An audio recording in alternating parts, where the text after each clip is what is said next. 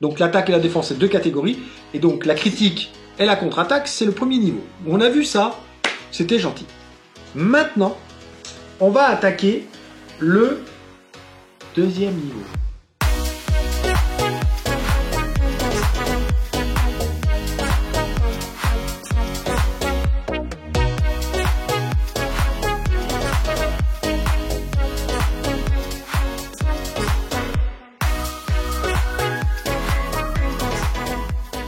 Là maintenant, on passe au niveau 2 de l'attaque, au niveau 2 de toxicité. Et donc je vous l'ai écrit, là on est dans le sarcasme. Donc tout ce que vous nous avez dit tout au début là, sur tout ce qu'il disait. Donc je vous refais la scène des courses. Je pars en course et elle me dit « Hey, tu penseras acheter du beurre !» Je reviens et je vous le donne en mille, j'ai oublié le beurre. Et là, elle me dit, eh ben évidemment, de toute façon avec toi, c'est toujours la même chose, t'oublies toujours ce qu'on te demande d'acheter. Sarcasme. C'est toujours la même chose, de toute façon avec toi c'est comme ça, et même peut-être on peut faire lever les yeux au ciel, etc. Ça c'est le sarcasme. D'accord? Et donc en face, au bout d'un moment, la personne, pour ceux qui l'ont vécu, qu'est-ce qu'elle fait pas? Elle répond plus. Ou alors une fois qu'elle a dos tourné, elle fait... Hein, le truc. Ou alors elle fait donc, ça, ou alors elle fait ça, mais derrière. Donc c'est une fausse attaquante. Et en fait, la réaction en face, c'est le mutisme. C'est qu'au bout d'un moment, ça fait 100 fois qu'on a eu la même discussion. Ça fait 100 fois que je te dis que si tu m'avais fait une liste, j'aurais rien oublié. Si tu veux des trucs précis, fais-moi une liste. Voilà. Donc ça, on le dit la première fois. La deuxième fois. La troisième fois. Et au bout de la quatrième fois, on répond plus. On hausse les épaules, on pose les courses et on se barre. Ouais, bah tiens, démerde-toi avec tes courses. Et la personne se barre. Ça vous le fait? Et là, il va dans le mutisme. Alors, mauvaise nouvelle, messieurs, qui peut-être être là. Dans la relation de couple, 80% des hommes vont dans le mutisme. C'est comme ça. Donc, 80% des hommes, au bout d'un moment, considèrent que la conversation est close, qu'on a déjà épuré et éclusé le sujet, qu'il n'y a plus rien à dire, et que c'est pour ça qu'ils ne vous répondent plus. Je dis pas que c'est bien. Je suis en train de parler de faits. Je suis pas en train de dire que c'est bien l'un ou l'un. C'est ni bien d'être dans le sarcasme, ni bien d'être dans le mépris. Enfin non, là le mépris c'est plutôt avec le sarcasme, et puis dans l'autre c'est l'ignorance. Et c'est pas mieux. Ignorer l'autre alors qu'il vous parle, c'est pas mieux que de le mépriser. C'est exactement le même niveau de toxine.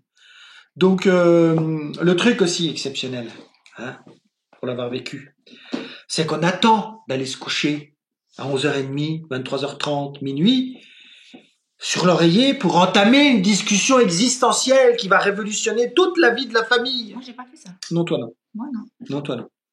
Mais je connais quelqu'un qui l'a fait. Sauf que moi, quand je vais me coucher, c'est pour dormir. C'est pas pour avoir des discussions existentielles. Si on a une discussion existentielle, on reste debout, on prend un calva ou un cognac ou je sais pas quoi, et puis on discute. Mais quand on va se coucher, c'est pour dormir. Surtout avec lui. Voilà. Parce que moi, je pose la tête, 2 minutes, je dors. 2 minutes, et Bah, encore c'est des quand fois, je suis t'es pas en gentil. forme. Donc, est-ce que ça vous parle? Oui, parle à mon cul, ma tête est malade, c'est ça, Nathalie, exactement. Ginette qui dit je suis très sarcastique. Ginette, tu es dans l'attaque. Si tu es sarcastique, si le sarcasme c'est ton mode de fonctionnement, alors tu es dans l'attaque. C'est clair que le mode, voyez bien que le mode de fonctionnement est pas viable. Si vous avez une discussion à avoir, par exemple, c'est de venir au bon moment. Venir au bon moment, ou alors établir un bon moment. Le moment du repas avec les enfants, c'est pas du tout un moment pour discuter de choses importantes avec votre conjoint. C'est pas le moment. C'est le moment d'avoir une discussion avec les enfants sur vos journées, etc. Mais pas d'avoir une discussion sur les comptes qui sont un peu déficitaires. Hein. Et vous allez dire, mais attends, je parle avec papa, alors s'il te plaît, voilà, on fait les comptes là, on est à table et on fait les comptes. Je fais bien la maman qui dit au petit de... Dites-moi si je le fais bien, mettez des pouces. Non mais voilà, je suis sûr que ça vous est arrivé.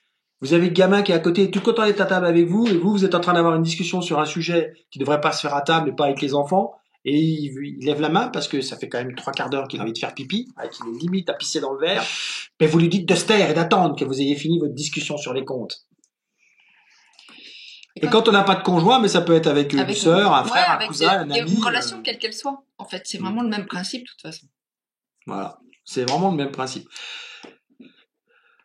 Et quand vous avez, et là je faisais une tarte au thon, j'avais pas vu ça. Ah oui. Donc quand vous avez pas de conjoint, bah ça se répercute aussi dans vos relations amicales, dans vos relations familiales, dans les relations de travail.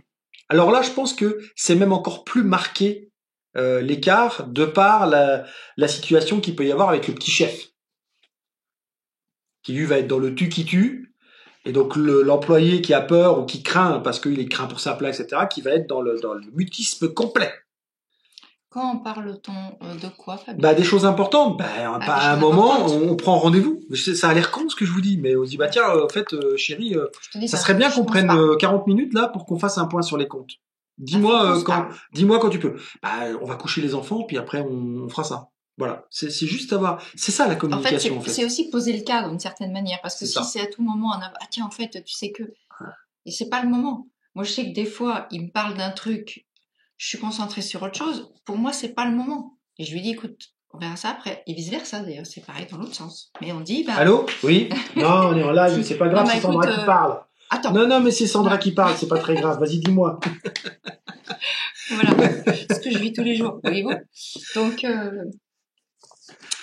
Alors, mon conjoint n'acceptait pas ma descente psychologique et physique, mes plaintes et est entré dans, je sais pas, j'ai pas vu la suite, dans le mutisme.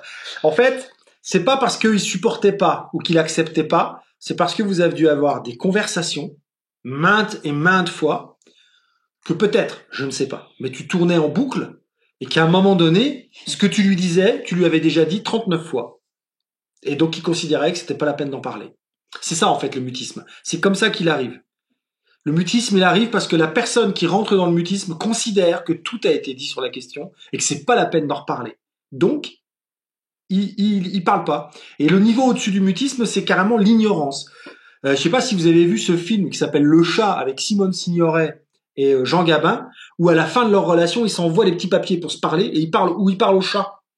Tu diras à maman que parce qu'ils sont arrivés à un niveau où de toute façon ils pensent que tout a été dit. Or c'est pas vrai, tout n'a pas été dit.